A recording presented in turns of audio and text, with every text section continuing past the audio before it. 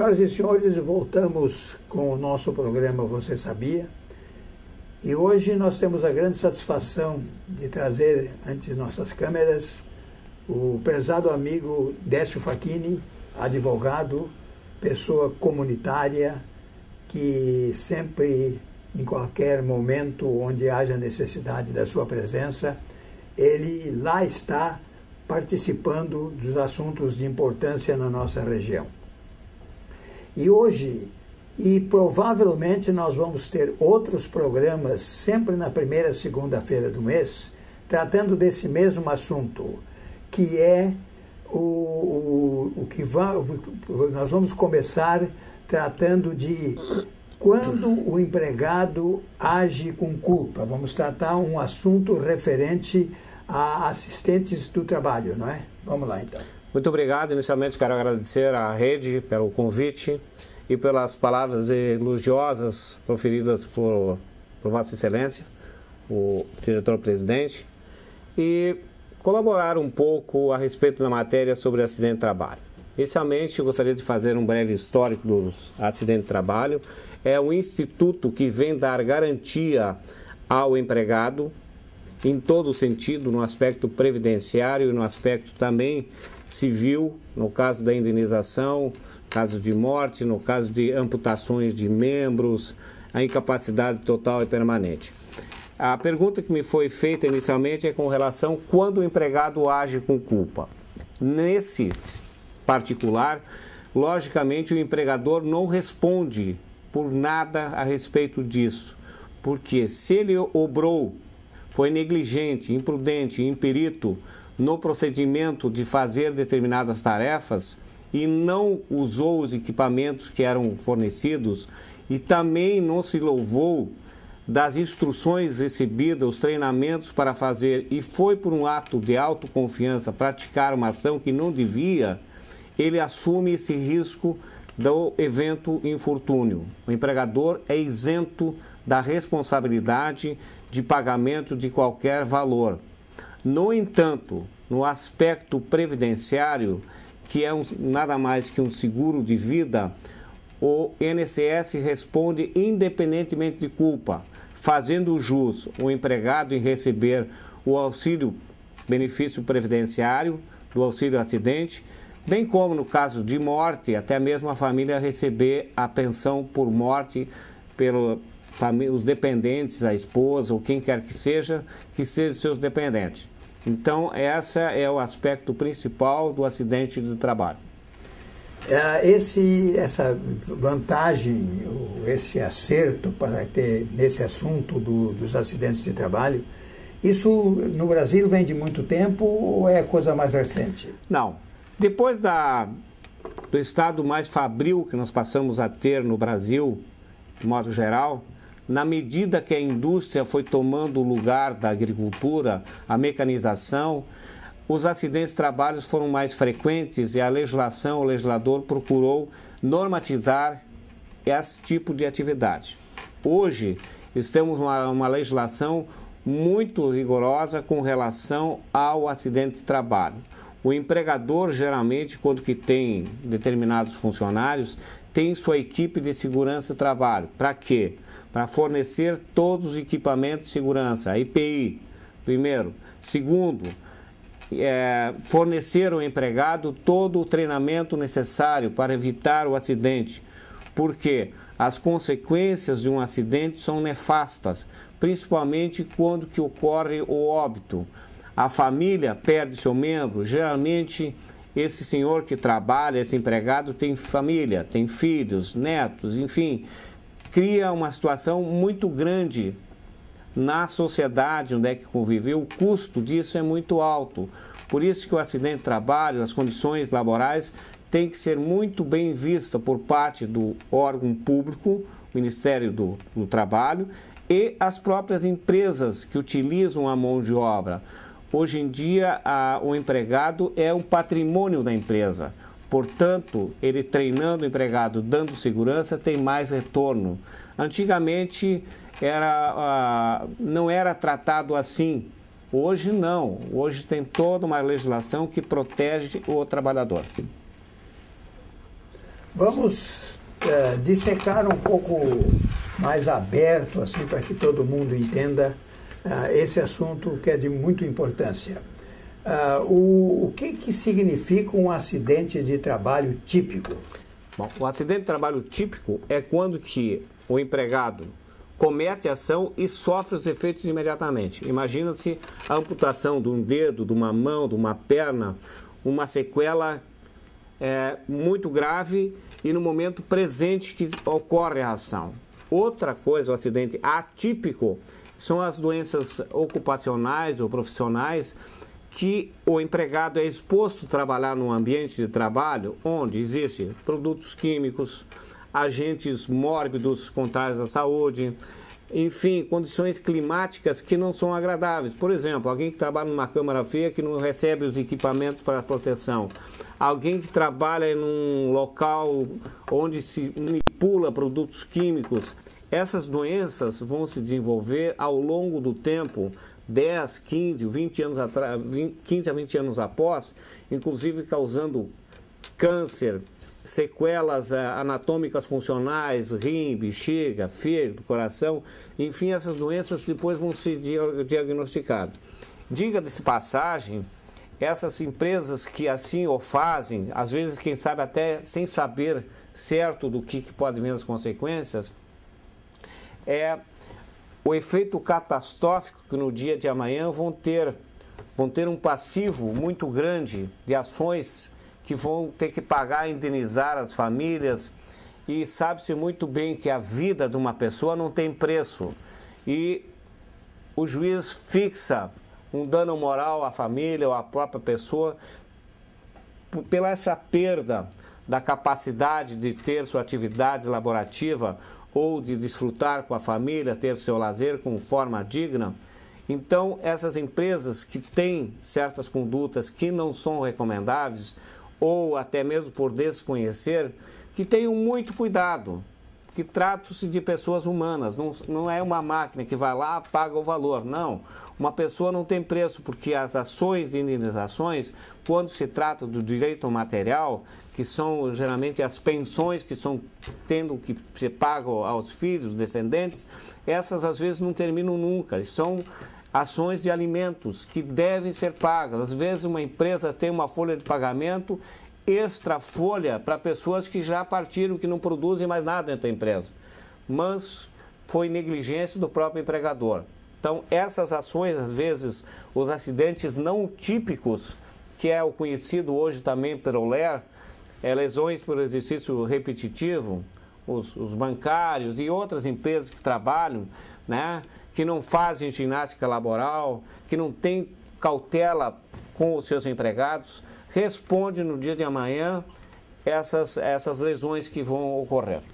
Mas, por exemplo, esse assunto desses datilógrafos nas empresas de comunicação e em outras empresas que trabalham muito nesse sentido, isso tem uma maneira com que eles não sofram danos com esse trabalho?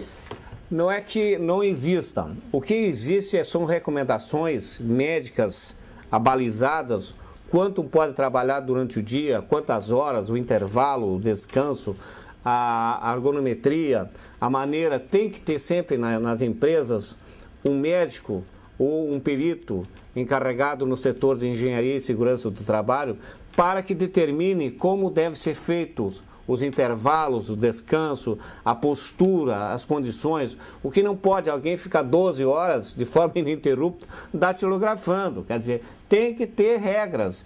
O empregador se exime, se ele dentro daquele programa que foi feito e é aceito pelo Ministério do Trabalho, pela fiscalização, se eventualmente acontecer uma patologia, alguma lesão dessa pessoa nas mãos, ou nos punhos, que é a doença túnel do carpo, entende? Então, ela não vai ser responsabilidade da empresa, porque ela tomou as cautelas, as recomendações que foram a elas determinadas. Tá? Mas a gente assiste o trabalho nesse campo aí e a gente nota que os funcionários seguem o máximo possível todas as orientações que são determinadas, mas mesmo assim, com o tempo, eles começam a sofrer desse mal. Bom, vamos imaginar o seguinte, Oswaldo, que alguém trabalhou 15 anos em outra empresa, outra atividade. O senhor recebe aqui para trabalhar. Quer dizer, as sequelas anatômicas funcionais já vêm de outra empresa. O senhor vai receber aqui um novo funcionário, tá? Já com certas sequelas. Embora aqui dentro o senhor coloque ele trabalhar dentro do padrão que é recomendado pela segurança do trabalho, ele passa a ter essas lesões. Às vezes essas lesões não são lesões tipicamente da função dele, mas são lesões que a reumatologia, nós temos doenças degenerativas, principalmente de coluna, do próprios braços, enfim, são doenças que independem, elas vão se manifestar independentemente do trabalho. Se tivesse sido dono de casa, ou tivesse sem fazer nada na casa dele, essa patologia, essa doença vinha afetá-lo de qualquer maneira, de qualquer sorte. São as chamadas doenças autoimunes. Fibromialgia, tem vários tipos de doenças que é confundida, mascarada com acidente de trabalho. Mas bem falado, ele vem de uma outra empresa com essa doença, mas ele não está ainda num estado muito adiantado. E quem é que vai pagar? A empresa onde ele assumiu que não tem conhecimento disso, porque eles não notam ainda, não estão notando isso aí, só vão notar dali uns 6 meses que ele está trabalhando, aquela empresa vai ter que assumir esse compromisso? Perfeitamente. A pergunta é pertinente e deve ser examinada à luz do direito, à luz da perícia médica. O perito que vai fazer o exame para diagnosticar... Vamos dar uma paradinha e ir para a nossa segunda parte, porque agora nós temos os nossos comerciais. Bom, ótimo.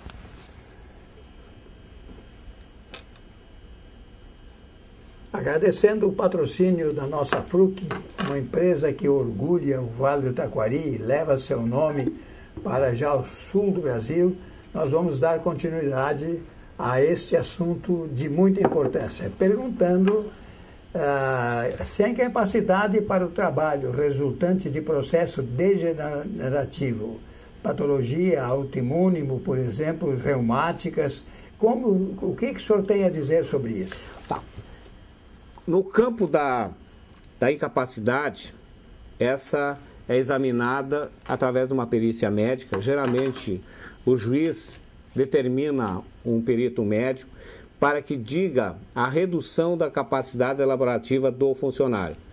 Essa pode chegar a um grau de 20%, 30%, 40%, 60%, tá? Então, quando excede a 60%, praticamente já é incapacidade total e permanente. Porque nenhuma empresa vai adotar, vai empregar ou empregado um funcionário que tenha sequelas, que falta uma mão, que falta uma perna, enfim, aí o caminho é a aposentadoria. Mas imagina que a sua capacidade é reduzida somente a 10%, falta 2 dedos da mão, etc. Tá? No caso, a empresa, quando condenada a pagar porque agiu de culpa, agiu com imperícia, imprudência, culpa grave, tá? Aí ela vai ter que pagar esse pensionamento para o resto da vida. Imagina que ela for condenada, que o funcionário perdeu 2 dedos na mão e era datilógrafo, tá?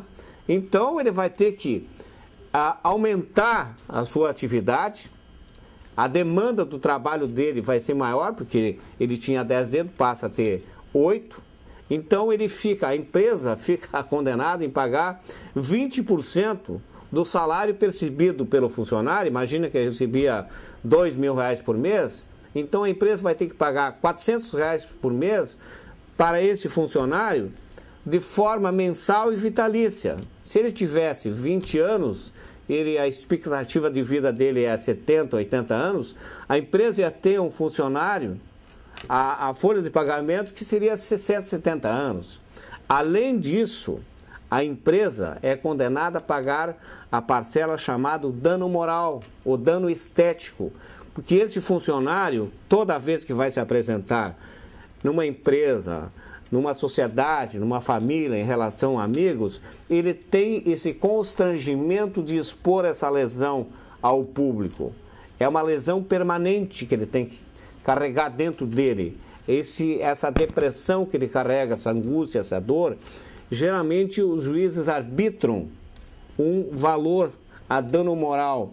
Isso às vezes chega a 100 salários mínimos, dependendo do conjunto empresarial onde é que ele trabalha, se a empresa é grande, se esse rapaz tinha muita projeção para subir na empresa, desenvolver sua atividade, e se aquilo realmente reduziu o próprio autoestima do funcionário, criou a ele um obstáculo. E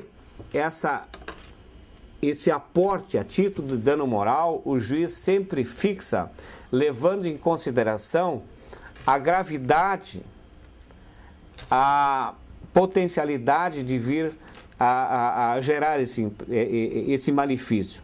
E outra coisa, muito importante, que o juiz fixa, às vezes, o valor de dano moral alto, tá? Para que tenha um efeito pedagógico, para que a empresa sinta no bolso e evite os futuros acidentes. Tome as cautelas necessárias, porque ele está comprando a mão de obra, tá? Utilizando a mão de obra. Não é alguma coisa que a gente pode usar e jogar fora, não. A empresa tem a responsabilidade social. O Estado abarca a ela certas condições para que ela desenvolva suas atividades. Ela não pode usar e abusar a força do empregado e achando que não vai pagar nada com isso. Mas nesse caso dessa doença das máquinas de escrever, sim, isso aí o funcionário ele entra numa empresa com saúde, ele dá toda a assistência necessária, sim, porque dá mesmo, solta os espaços, solta as coisas, e ele paga esse seguro para o INSS. Sim. E por que a culpa recai em cima da empresa que cumpriu com todas as... Não. Quando que for comprovado que a empresa não obrou com culpa, a empresa não teve culpa, tomou todas as cautelas necessárias para evitar qualquer tipo de lesão para o funcionário. Logicamente, isso vai passar por uma perícia médica, não são pessoas leigas que vão dizer quem teve culpa ou não teve culpa. O juiz vai examinar a prova através de laudos. A empresa pode, inclusive, constituir um médico, um perito, para ter assistência. O empregado pode também, por sua vez, ter alguém da confiança dele, mas o juiz se louva com um médico especialista, um médico credenciado para isso e para tanto, tá? E o juiz é o perito peritorum, o juiz que vai dizer, o poder judiciário que vai dizer.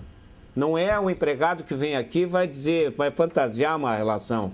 Não, isso é analisado sob uma luz, sobre o crivo da justiça, onde o empregador tem toda a oportunidade para se defender.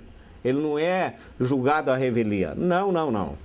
Então, quando temos essas situações, imagina a preocupação de alguém que tem um jornal informativo, que aqui ocupam bastante as mãos para datilografar, e é contratado alguma pessoa que já vem com problema lá da empresa A, ou B ou C, e ingressa aqui.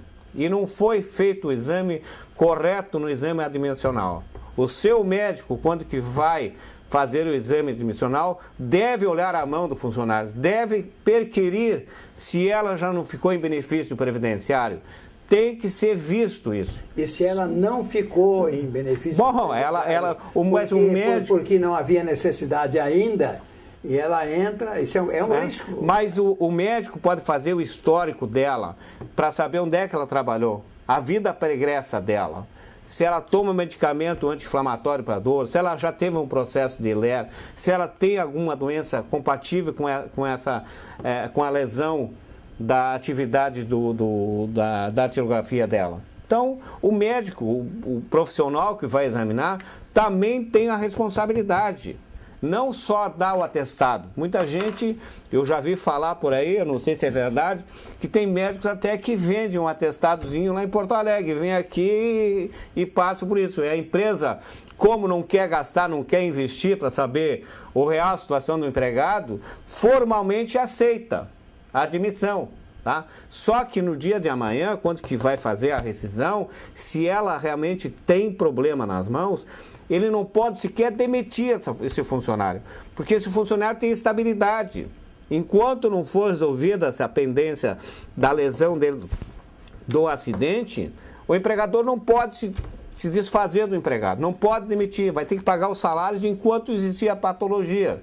Por isso a responsabilidade é muito grande. Eu estou falando aqui sobre acidente de trabalho, mas não é só acidente de trabalho aqui dentro da empresa, não. Pode ter até um empregador doméstico na minha casa também. Se eu deixar lá a menina trabalhando com álcool para ela limpar uma churrasqueira, algum local que ela pode realmente ter fogo lá, eu não adverti ela e não tomar as cautelas, eu posso responder para a responsabilidade, sim. Se eu não treinei ela, disse, olha, aqui é a tomada de luz, aqui é assim, aqui é assado, eu colocar lá, ó, vai fazendo. Não, não é assim, vai fazendo. Tá? Então, eu acho que o mais importante é a pessoa pegar a empregada doméstica para fazer limpeza e botar um guarda para cuidar da empregada, para não botar o álcool lá dentro. O dono não pode ficar lá o tempo todo. Não, eu estou dizendo isso aqui genericamente, tá? Claro que não vai fazer isso, não vai acontecer. Mas, seguidamente, existe o acidente de trabalho. Eu sei que o senhor está um pouco meio assim, que eu estou falando demais. Mas vamos imaginar a seguinte situação, tá? Seguidamente aparece nos escritórios, nos advogados, assim, ó. Estava lavando o piso, tá? Só que a lajota era escorregadia. O Oswaldo sabia que devia trocar aquela lajota porque não dava estabilidade, não dava segurança. Mas mesmo assim deixou. Aí vai lá, cai, quebra a coluna, quebra o braço, quebra a cabeça. E a responsabilidade de quem? Da empregada? Não, ela estava lá para trabalhar. Ela foi mandada fazer isso. Quem não tomou as providências... Mas se ela quisesse tirar uma laranja no pé de lá, subisse lá e caísse, o patrão ia... Não, por isso mesmo que eu já disse inicialmente. Eu estou provocando o senhor aqui, certo? Mas assim, ó, temos que ter certos princípios de bom senso. Independe de ser isso ou aquilo. A pessoa tem um acidente, está em risco, tem que tomar as cautelas. Ela tem que ter bom senso. Ah, não, mas se vai acontecer que cair lá no chão, é empregada. Não, não é assim. Eu acho que o bom senso foi dar uma volta e não veio mais para cumprir o dever dele. O que quer dizer essa culpa concorrente? Exatamente essa situação, quando o empregado, num ato de alta confiança, metido a galo, que sabe tudo mais um pouco, ele resolve fazer a troca de uma lâmpada ou consertar o motor sem desligar uma tomada, ele não toma as cautelas necessárias. Mas, de outra parte, o empregador sabe desse comportamento e nada faz. Nada faz como é coisa normal. Vai fazer 10 vezes, dá tudo certo. O motor da fábrica não para, tudo produz normalmente, só que um belo dia termina dando problema, termina dando acidente. Ambos agiram com culpa, tanto o empregador como o empregado. O empregado porque ele não tomou as cautelas necessárias, o empregador viu aquilo, mas foi conivente com aquela situação. Tá? Então, a responsabilidade é concorrente. Imagina-se que o juiz ia fixar o valor em 100 mil reais, ele vai reduzir pela metade esse valor. Então, essa é a típica culpa concorrente, quando ambos agem com culpa. E se a vítima é a culpada? Quando a vítima é exclusiva, o patrão vai conseguir quando a vítima é exclusivamente a culpada, o patrão não vai julgar nunca que ela é culpada. Não é assim, não. Nós temos na nossa literatura jurídica, a jurisprudência tem centenas e milhares de decisões que quando o empregado foi o culpado exclusivamente, o empregador é isento de qualquer pagamento de pensão, de dano moral, disso, aquilo. Tá? Por quê? Ele só responde quando que ele agiu com culpa. Eu gostaria de como é que prova a responsabilidade e a não responsabilidade. Exatamente. O que vai definir se ele estava com culpas ou não? Imagine o seguinte, o senhor como empregador vai se apresentar em juízo para fazer sua defesa. Primeiro, o senhor vai ter que provar que o senhor deu todos os equipamentos, forneceu o equipamento. Segundo, que o senhor deu todo o treinamento para esse funcionário. Terceiro, tá? Que ele que obrou com culpa, ele que fez o procedimento errado, ele não tomou as cautelas. Imagina que o senhor tem aqui um funcionário, um eletricista que trabalha 10 anos aqui dentro da casa do senhor.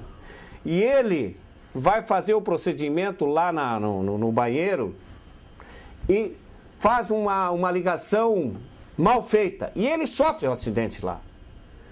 Aí eu pergunto, ninguém melhor do que ele para saber o que estava fazendo.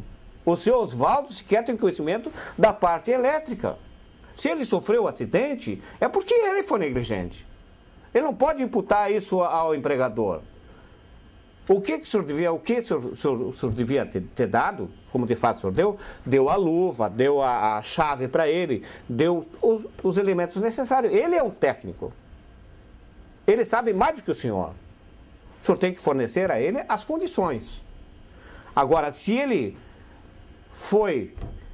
fez mal feito, fez um procedimento que não devia ter feito, ele agiu, vai assumir a responsabilidade. O senhor me convida para ser seu advogado, que eu teria o maior prazer de contestar um acidente típico de alguém que é a mesma coisa que o médico. O médico sabe, ele tem treinamento o bastante para saber, para evitar um contágio, uma doença infecto-contagiosa. Ele sabe perfeitamente o que ele deve fazer, usar luva, usar proteção, isso e aquilo. Como é que o médico vai se voltar contra o hospital, vai dizer para o dono do hospital, olha, eu fui contaminado pelo vírus da AIDS, lá que eu fiz um procedimento. O diretor do hospital vai dizer o seguinte, ninguém melhor do que o senhor devia saber de se proteger. O senhor tem obrigação ética e moral para ensinar os demais, inclusive a mim. Nunca o juiz poderá condenar um hospital por causa disso. Então temos que saber o grau de conhecimento do funcionário. O que eu quero dizer é o seguinte, é o senhor pegar alguém lá do interior que não sabe ler nem escrever e colocar e operar uma máquina. Essa é a responsabilidade. Muito tá bem? Muito obrigado pelo nosso bate-papo aqui, né? Eu sei que é um assunto difícil de ser resolvido, mas vamos ficar como nós estamos aí, aproveitar uma próxima oportunidade. Agradecemos a FRUC e voltamos com o nosso Você Sabia na próxima semana, nesse mesmo dia e horário. Obrigado.